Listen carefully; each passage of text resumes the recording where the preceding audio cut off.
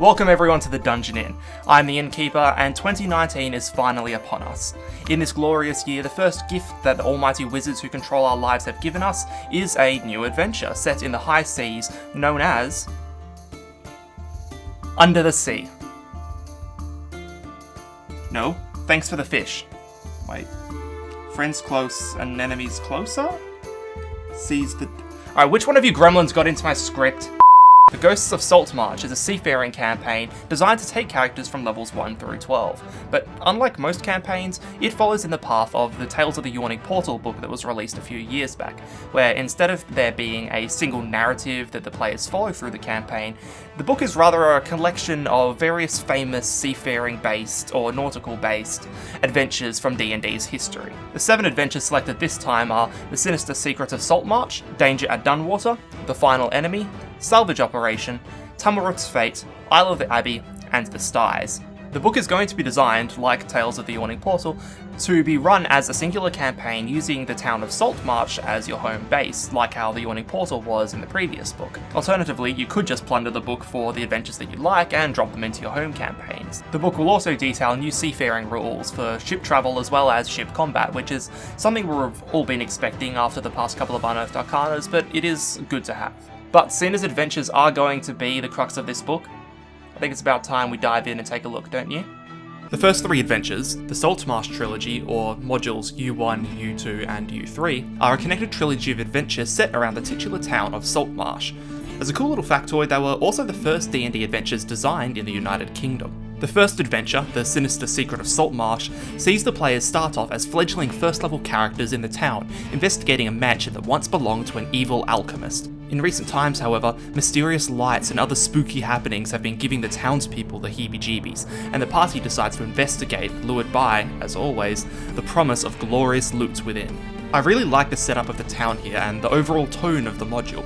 The text encourages you to spook and scare your players with various happenings in the mansion and make them feel really uneasy and on edge, which I love, and is something we haven't really gotten outside of Curse of Strahd and arguably Out of the Abyss. Alternatively, you could always go for a more light-hearted approach and easily turn this adventure into a fun Scooby-Doo style mystery. Extra points for making the antagonists lament, "And I would have gotten away with it too if it weren't for you meddling adventurers." This module in particular is loved by many old-school fans, and I've seen it lauded as one of the best low-level adventures in D&D's history for a few reasons.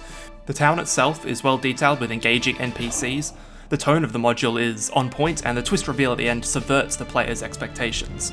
The next 2 adventures, Danger at Dunwater and The Final Enemy, follow on directly from the events of Sinister Secret, each with their own twists and bait-and-switch story elements to keep the players guessing. Without saying too much, because to spoil these modules is to ruin them, not everything is as it seems in Saltmarsh and its surrounding areas, and the players will need to be clever, thinking with their heads and not their swords, if they hope to survive. As an example, spoiler warning! If the party goes all murder hobo on the lizard men in Danger at Dunwater, come the final enemy, they will realise that they have unwittingly demolished Saltmarsh's last line of defence against the true antagonists of the story, the Sorgian hordes. While I've only read and not played these modules, I can say that I am a fan of the tone and atmosphere they seem to create. Not Lovecraftian horror per se, but certainly spooky at times, and even downright chilling.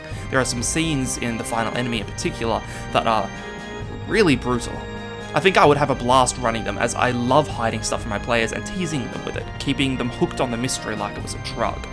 All in all, I think I really like the Saltmarsh trilogy, and I can see why it is so beloved by fans, and I think it will make a really good centerpiece for the crux of this book. The rest of the modules are all standalone projects published in various issues of the Dungeon magazine, a magazine published by TSR that ran from 1986 until 2007, but did continue as an online-only publication until it was officially shut down in 2013. Isle of the Abbey is a short adventure from issue number 34 of the Dungeon magazine, and sees the players investigating an island infested with undead on behalf of the local Mariners Guild. It's a very simple and short adventure, and it looks like it could be completed in a session or 2, but is neat nonetheless. I really don't have all that much to say on it. It is a short dungeon crawl with some cool traps and puzzles thrown in, but there's no real amazing story elements. There's nothing that is particularly thematically amazing about it, unlike in some of the other adventures, but it does seem like a decent one-shot. Not everything needs to be mind-blowing in its presentation. The Styes, on the other hand, is from dungeon issue number 121, and I have a lot to say about this one. This adventure is on the upper end of the spectrum, designed for characters of 9th level, and of all the adventures I've looked at in this book, the setting and story of the Styes gripped me the most. The players are contacted by a clergyman who is convinced that a man recently put to death for a series of bloody murders in a decrepit port town was actually innocent, and that some nefarious conspiracy is afoot that threatens the town and all its inhabitants. This murder mystery adventure has honestly one of the best reveals I've seen in a module in ages. The setting of the Styes in all its gritty dilapidation is truly absorbing for how broken and disgusting it is. There are some really cool ideas at play in this module, but like most of these adventures, to mention them would be to spoil the adventure, so if you're interested in running this one, I'm going to put a big spoiler warning. Basically, the big reveal is that the innocent hung man was really being mind-controlled by an aboleth, who, after devouring the minds of some worshippers of the mad god Thariston, became a devout follower of his clergy, which is heresy amongst his kind. Shortly afterwards, he discovered a baby kraken marked with a symbol of the mad god, so the aboleth decided to steal the babe away and raise it in secret. It came across the drowning city of Styes and has been mind-controlling cultists to murder the unloved citizens of the city. The drunks, the beggars, and the prostitutes, feeding their bodies to his child to satisfy its ravenous hunger. But if that wasn't enough, the aboleth also forged a magical glyph that allows the kraken to feed on the literal feelings of despair, anger, and terror of the people of the Stye itself.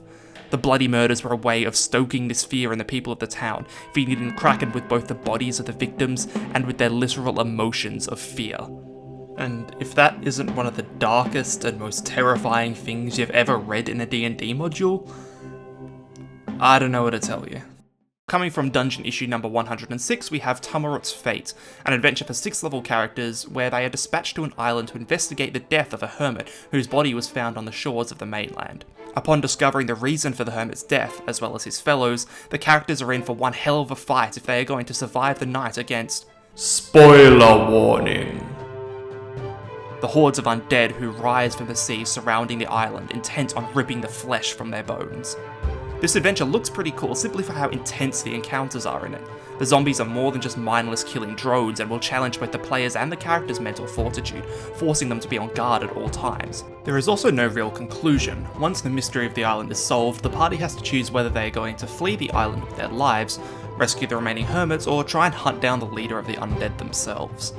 The final adventure was written by the one and only Mike Merles way back for dungeon number 123. This is one of the only nautical adventures that actually takes place on a ship, and it has a kinda neat setup.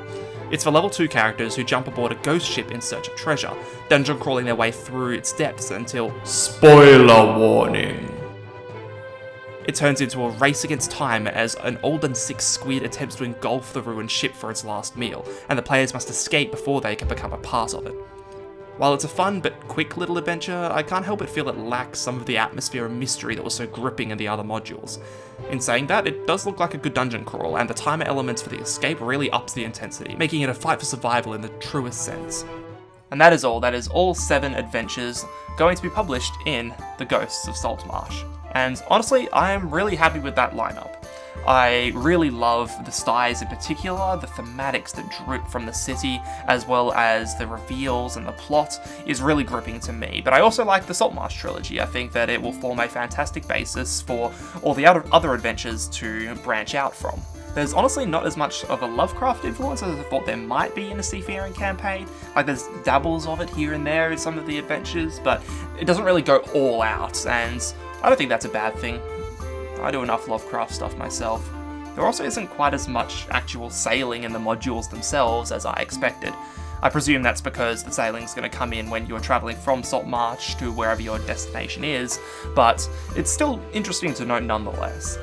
Sometimes these standalone adventures can be a bit of a hard sell for me. Like, I purchased Tales of the Yawning Portal, I'm not sure if it's up there at the moment or if I took it down to have a look at it, but I do have Tales of the Yawning Portal, and you know, the adventures in there were cool, but a lot of my campaigns are long-running, and I feel weird dropping entire famous dungeons into my campaigns when my players will recognise them. I prefer the longer-form campaigns where I can plunder villain ideas, things like that. but the quality of adventures means that I probably will pick up this book and maybe even use some of the locations and adventures in my home games. Or if not, I am definitely going to run the Styes at least for a one-shot at some point. The Ghosts of Saltmarsh will be available universally on the 21st of May 2019. Unfortunately, no hobby stores will be getting it early like they do some of the other books, but if you pre-order, you can get this fancy new cover. So that's cool, I guess. Thanks for staying with us here at the Dungeon Inn, and if you want more D&D news and general tabletop role-playing discussion, remember to subscribe to the channel. If you want to be a part of that discussion, feel free to join our Discord, check us out on Twitter, and if you want to support what we do, then you can hit us up on Patreon as well. Oh, we also have a livestream campaign called TPK that will be starting up again soon. We've just had a little bit of a break while myself and some of the other players have been away in Japan, and that's why we haven't uploaded for a little bit, but rest assured we're going to get back on our schedule as soon as possible, starting right now with this video.